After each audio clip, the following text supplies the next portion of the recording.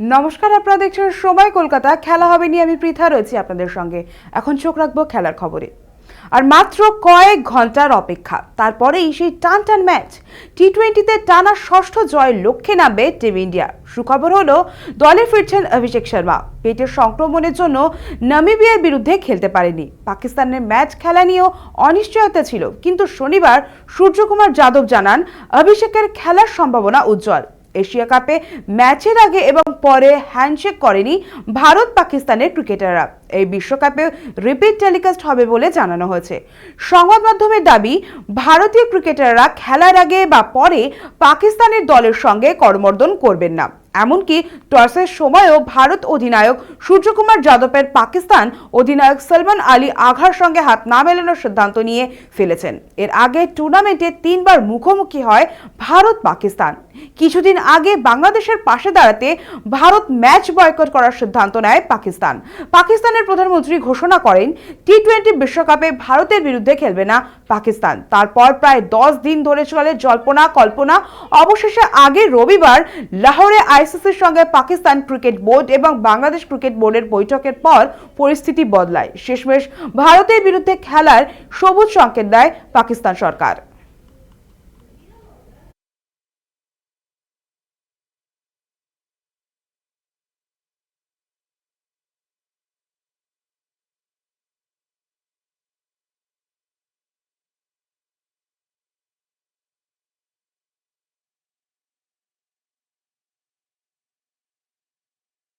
Prediction তো করা difficult টি-20তে, কিন্তু ইন্ডিয়া ভালো টিম।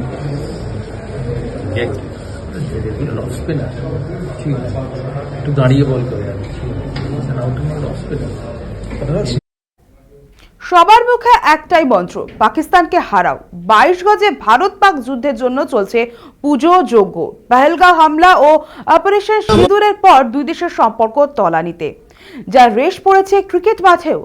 এশিয়া কাপে পাক ক্রিকেটারদের সঙ্গে হাত না মেলায়নি ভারত। রবিবার বিশ্বকাপের ম্যাচেও হয়তো একই দৃশ্য দেখা যাবে। পাক অধিনায়ক সলমান আলী আঘা বলেছেন, করমর্দন বিষয়টি ভারতের উপরেই নির্ভর করছে। সোশ্যাল মিডিয়ায় একের পর এক মন্দিরে পুজোর ভিডিও ছড়িয়ে পড়েছে।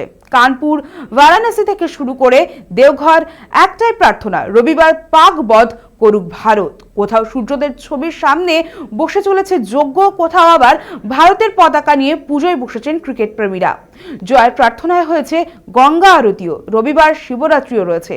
শুভ দিনে সর্বশক্তিমানের কাছে ক্রিকেট প্রেমীদের বিনতি, পাকিস্তানকে জিততে দেওয়া যাবে না।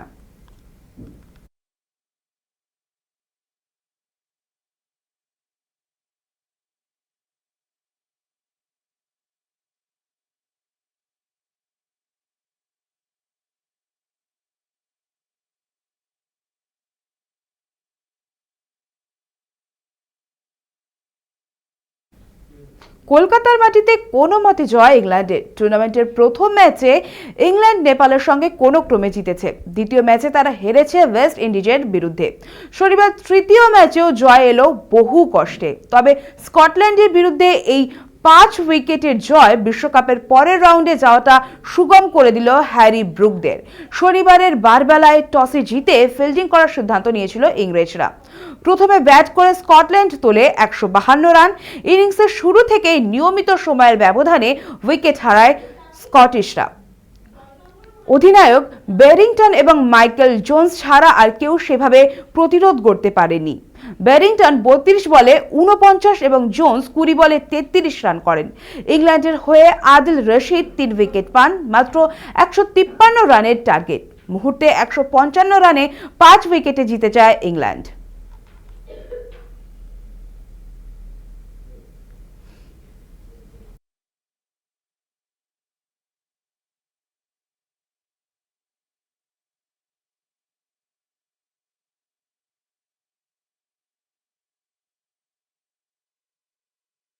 ক্যালেন্ডারে বসন্তকাল থাকলেও সবুজ মেরুন ঝড়ে পর্যদুস্ত কেরালা ব্লাস্টার্স। গতবার আইএসএল এর লিগ শিল্ড এবং কাপ দুটিই জিতেছিল মোহনবাগান। নতুন মরশুমের প্রথম ম্যাচেও একই ছন্দে দেখা গেল সবুজ মেরুনকে। জেমি ম্যাকলারেন এবং টম অলরেডের গোলে কেরল ব্লাস্টার্সকে 2-0 গোলে হারালো তারা। মোহনবাগান আক্রমণাত্মক মেজাজ নিয়ে নামতে চলেছে, সেই ইঙ্গিত পাওয়া গিয়েছিল ম্যাচের আগের দিন কোচের কথাতেই। তবে তার দল যে 0 থেকে শুরু করবে সে কথাও জানিয়েছিলেন। তাছাড়াও বাগানের অন্দরমহলে ফুরফুরে পরিবেশটাকেও মাঠে দেখা গেল শনিবার। সবুজ মেরুনের দিমিত্রিতই পেত্রাতোসের উপর ভরসা রেখেছিল কোচ। তাকে মাঠেও দেখা গেল আরও বেশি পরিণত, আরও বেশি চনমনে। আর ভ্যালেন্টাইন্স ডের বিকেলে যুবভারতীতে হাজির হওয়া মোহনবাগান জনতা উপহার পেলেন জয়ের 2টি গোলাপ ফুল, যা এনে দিলেন জেমি এবং টম। তারাই গোল করে 3 পয়েন্টে এনে দিলেন এই রান। দ্বিতীয়ার্ধেও কার্যত রাজত্ব করল মেরিনার্সরা। বল দখলের লড়াইয়ে যেমন তারা এগিয়ে ছিল, ঠিক তেমনই একাধিক গোলের সুযোগও তৈরি করেছিল।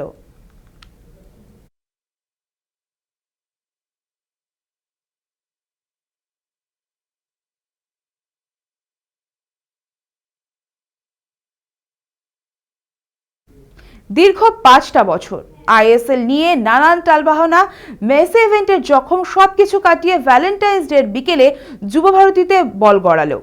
ফুটবলের মক্কাতে মোহনবাগান বনাম কেরালা ব্লাস্টার্স ম্যাচ দিয়েই শুরু হলো আইএসএল। জেমি ম্যাকলেরেন, টম অলড্রেডের গোলে জয় দিয়ে দেশের সর্বোচ্চ লিগের অভিযান শুরু সবুজ মেরুনের, যা নিয়ে খুশি মোহনবাগান সচিব সৃঞ্জয় বোস এবং সভাপতি দেবাশিস দত্ত। আগামী বছর কলকাতা লিগে ঘরের মাঠে খেলবে মোহনবাগান, সেই সুখবরও দিলেন কর্তারা। মরশুমের প্রথম ম্যাচে এই জয় আরও বেশি করে মনোবল বাড়িয়ে দিয়েছে। সৃঞ্জয়ের কথায়, দল ভালো খেলেছে, সবথেকে গুরুত্বপূর্ণ হলো ফুটবলাররা দারুণ গতিশীল ফুটবল উপহার দিয়েছে। প্রথম ম্যাচে জেতাটা সবসময় গুরুত্বপূর্ণ। এতদিন পর ফুটবল হলো, অনুশীলন ম্যাচ খেলা আর লিগের ম্যাচ খেলা তো এক নয়। আমরা চ্যাম্পিয়ন হওয়ার ব্যাপারে আশাবাদী। যেভাবে দল খেলেছে তাতে আশা তো করাই যায়। বাগানের অন্দরমহলে ফুরফুরে পরিবেশটাকেও মাঠে দেখা গিয়েছে শনিবার।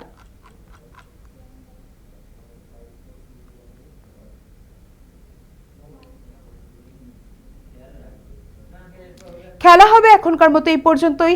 খেলার অন্য সমস্ত খবর পেতে চোখ রাখুন সময় কলকাতায়। সময় বলবে সময়ের কথা।